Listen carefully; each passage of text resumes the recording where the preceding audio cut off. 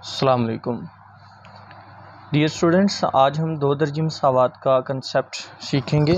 दो दर्जी मसावातें क्या होती हैं और इनकी कौन कौन सी शक्लें होती हैं और इसके अलावा इनको हल करने के कितने तरीके हैं और उन तरीक़ों में ज़्यादा अहम तरीन जो तरीका है वो हम सबसे पहले सीखेंगे और फिर रफ्ता रफ्ता बाकी सारे तरीके भी सीखेंगे। ठीक है, तो आज हम स्टार्ट करते हैं। सबसे पहले दो दर्जी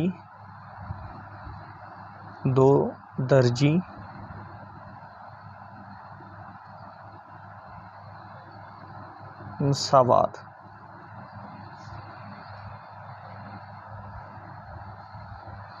ठीक है, ये हमारा टॉपिक है।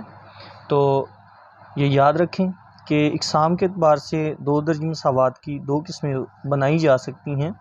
एक तो ये है कि standard form of quadratic equation, यानी दो दर्जी मसावात की मेयारी शक्ल। ठीक है, और दूसरे नंबर पे हम इसको कह सकते हैं कि खालिस दो दर्जी मसावात। ठीक है, तो अब हम ये बात तो कर चुके हैं, तो इनकी हम एक एग्जांपल ले लेते हैं। General form of standard quadratic equation general form में इस तरह लिखी जाती है: ax² + bx + c = 0। a b c यहाँ पे कोफिशिएंट्स होते हैं, अददी सार होते हैं x वेरिएबल्स के। ठीक है, और इसको तरतीब के साथ लिखा है। आप याद रखिएगा कि ये जो इस वक्त आपके सामने ये इक्वेशन लिखी है कंप्लीट, ये कहलाती है दो दर्जी मसावात की मेयारी शक्ल। ठीक है, इसी मेयारी शक्ल से हम खालिस दो दर्जी मसावात बनाएंगे। देखिए, याद रखिएगा कि अगर b की कीमत = 0 हो जाए तो ऐसी फॉर्म में हम इसको यूँ लिखेंगे प्लस b, यहाँ पे 0 रखेंगे, 0 x से मल्टीप्लाई होकर क्या आ जाएगा 0, तो प्लस c। 0 वैल्यूज़ लिखने की ज़रूरत नहीं होती। ठीक है, तो ये हमारे पास जो इस वक्त ये इक्वेशन बन चुकी है, जिसको मैंने अनबॉक्स कर दिया है, इसको हम कहते हैं खालिस दो दर्जी मसावात, प्योर क्वाड्रेटिक इक्वेशन। ठीक है, यहाँ तक तो एक बात कंप्लीट हो गई। अब हम आपको बताते हैं कि दो दर्जी मसावात को हल किन किन तरीक़ों से किया जाता है। ठीक है, दो दर्जी मसावात को हल करने के तरीके। वैसे तो स्टूडेंट्स जो अपर लेवल के हैं वो तो काफ़ी सारे तरीके हैं, लेकिन आपके मैट्रिकुलेशन तक, जो मैट्रिक लेवल तक तरीक़ेकार हैं, वो जनरली 3 यहाँ पे हैं। सबसे पहला और सबसे अहम तरीका है तज्ज़ी का तरीका। ठीक है, इसी को मुफरद तज्ज़ी भी कहते हैं, लेकिन वो अच्छा नहीं है, वो लफ्ज़ अच्छा नहीं है, क्योंकि समटाइम तो मुफरद तज्ज़ी हो जाती है, समटाइम नहीं होती। तो ऐसी सूरत में इसको मुफरद तज्ज़ी कहना दुरुस्त नहीं है। तज्ज़ी का तरीका कहें तो यही सही है, या इसको अगर आपने कुछ दूसरा नाम देना चाहते हैं तो इसका मुतरादफ़ लफ्ज़ है अज्ज़ाए ज़रबी। और मायने के एतबार से और जो हमने आगे क्वेश्चंस को सॉल्व करना है उस एतबार से ये तरीका जो है ये ज़्यादा बेहतर है। तज्ज़ी के तरीके से ये नाम जो है अगर हम रखें तो ये ज़्यादा बेहतर है। दूसरा है तकमील मुरब्बा का तरीका। ठीक है, और तीसरा है कुलिया का तरीका। ठीक है जी। अब हम सबसे पहले जो सबसे अहम तरीका है इसमें वो है तज्ज़ी का तरीका। ठीक है, और मैंने आज तक जितने भी मैट्रिक के पेपर्स देखे हैं, जितने भी, चाहे वो फर्स्ट टाइम का है या सेकंड टाइम का है या सप्लीमेंट्री का है या जो भी है। मैंने आज तक कोई पेपर ऐसा नहीं देखा कि जिसमें ये तज्ज़ी का तरीका या अज्ज़ाए ज़रबी का तरीका का क्वेश्चन ना आया हो। यानी ये इतना अहम है। ये 2 नंबर का आपके पेपर में कम अज़ कम एक सवाल तो लाजमी आता है। इसके अलावा एमसीक्यूज़ की अगर बात कर लें तो 1 नंबर तो इसमें भी आ ही जाता है। कभी कभी अज्ज़ाए ज़रबी के 2 सवाल भी आ जाते हैं, 3 भी आ जाते हैं, तो ये बोनस होता है। ठीक है, डिपेंड करता है पेपर सेट पे। लेकिन ये याद रखें कि ये क्वेश्चन आएगा ज़रूर, कम अज़ कम 3 नंबर का। आगे चलते हैं। तज्ज़ी के तरीके को समझने के लिए हम एक मिसाल लेते हैं और उस मिसाल में मैं आप ही की टेक्स्ट बुक से एक क्वेश्चन लेता हूँ।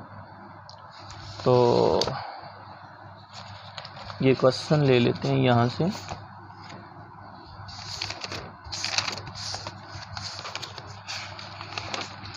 स्टॉप हो सकती।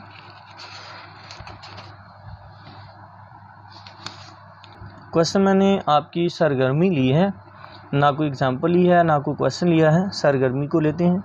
आमतौर पे स्टूडेंट्स इन चीज़ों के ऊपर ध्यान नहीं करते। तो ये देखें, ये मैंने एक क्वेश्चन ले लिया है, x² - x - 2 = 0। अज्ज़ाए ज़रबी क्या होते हैं? सबसे अहम बात यहाँ पे समझ लें। जिस बच्चे को ये बात समझ में आ गई अज्ज़ाए ज़रबी कैसे बनाए जाते हैं, तो आप यकीन कर लें कि दुनिया भर से कोई भी क्वेश्चन उठा लें तो उसको आपको करने का तरीकाकार आ जाएगा। आप देखें कि सबसे बड़ी जो x पावर है वो है x², x की पावर 2 है। इसके साथ यहाँ पे जो अददी सर है वो 1 है। लिखते नहीं है वैसे, ये अंडरस्टूड होता है, आपको समझाने की खातिर मैंने यहाँ पे पुट किया है। इस अददी सर को हम मल्टीप्लाई करते हैं c के साथ। ये c की वैल्यू है, कांस्टेंट वैल्यू है, मुस्तकिल मिकदार है, इसके साथ मल्टीप्लाई करते हैं। ये यहाँ पे रफ अमल में देखें तो आप देख सकते हैं जी कि 1 × -2, तो हमारे पास जो हासिल आता है वो -2 आता है। अब -2 की हमने इस तरह से फैक्टराइजेशन करनी है, इस तरह से अज्ज़ाए ज़रबी बनाने हैं कि इनको ज़रब दें तो -2 हासिल हो, और अगर उनको जमा करें तो ये -x हासिल हो। ठीक है, जब हमने ज़रब देनी है तो सिर्फ अददी सरों को ज़रब देनी है, और जब हमने प्लस करना है तो उस वक़्त अददी सरों के साथ x वैल्यू को भी प्लस करना है। तो मैं यहाँ पे देखता हूँ कि मेरे पास -2x + x अगर मैं रखूँ तो अब मैं -2 को +1 के साथ मल्टीप्लाई करूँ तो मेरे पास -2 आता है, जो कि c की वैल्यू है। ठीक है, ये ओके। अब इसी तरह अगर मैं इस में से इसको निकाल दूं, या आप ऐसा कर लें कि इसको इसमें दाखिल कर दूं, या जैसे भी आप इनका सॉल्यूशन लेना चाहें, -2 में से +1 आप निकालेंगे तो बाकी आपके पास -1 बचेगा और x बचेगा, -x आंसर आएगा, जो कि ये है। ये 2 चीज़ें, ये 2 शर्तें आपने पूरी लाजमी करनी हैं। अगर आप इन दोनों शर्तों को पूरा नहीं कर पाते तो आप अज्ज़ाए ज़रबी को मत समझिएगा कि आपको करनी आ गई है। ठीक है, तो आगे चलते हैं हम। देखें, यहाँ से इन 2 वैल्यूज़ में से हमने x कॉमन ले लिया, बाकी यहाँ पे x² की जगह पे बचा x, और यहाँ से ये x बाहर आ चुका है, लिहाजा यहाँ पे बच जाएगा -2। ठीक है, और यहाँ से जहाँ से कुछ कॉमन नहीं आ रहा वहाँ से हमारे पास कॉमन कितना आता है जी, 1। तो ये चूँकि फर्स्ट वैल्यू जो है ये पॉजिटिव वैल्यू है, इसलिए मैंने +1 कॉमन ले लिया, और 1 कॉमन लेने से कभी भी वैल्यू कोई भी हो उसको कोई फ़र्क नहीं पड़ता। सो ये सच एज़ आ जाएगी।